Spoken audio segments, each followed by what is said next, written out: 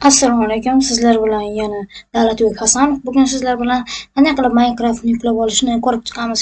Unday bo'lsa, ketdik.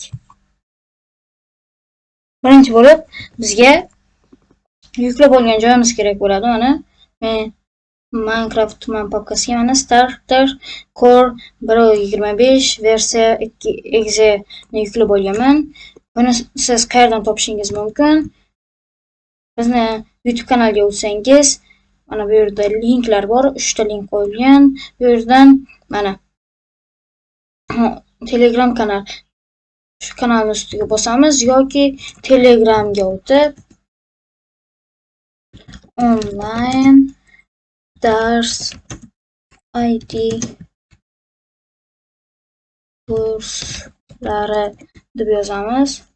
Kurslari va birinchida ikkinchida chiqib turibdi bizda mana 33 ta obunachilik kanalimiz. Mana tashlab qo'yganman Starter Core mana Minecraft. Shuni yuklab olasiz va ishlatishingiz mumkin bo'ladi. Birinchi bo'lib o'sha papkani ichiga kirib Starter Core 1.25 versiya 2.exe ni yuklab olamiz.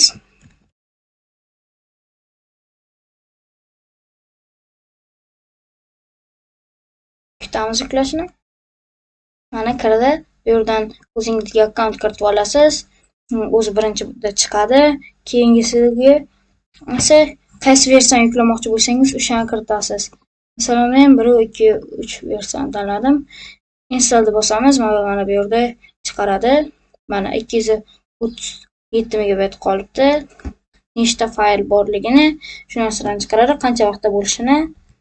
Sizlarning vaqtingizni olmaslik uchun oxirroqda videoni davom ettirib ketaman, ungacha pauzada turadi.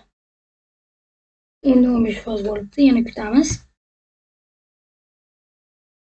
Mana 57% bo'ldi. Hozircha 59-60% bo'ldi.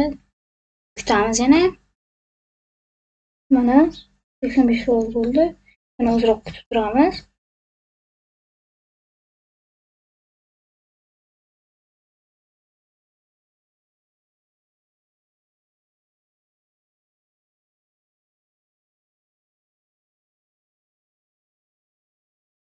Mana 90% bo'ldi. 90% dan bu yo'lini olaman.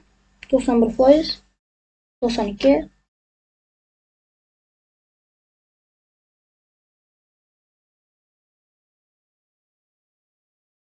93, 94, 95,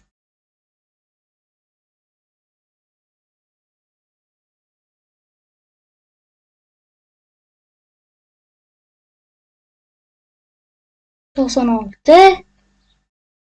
Mana o'zi yuklab oldi. Mana ko'rishingiz mumkin, ekronni kattalashtirib, single player, multiplayer mana o'ynashingiz mumkin. Mana Create New World, World nomini yozsangiz bo'ladi. Masalan,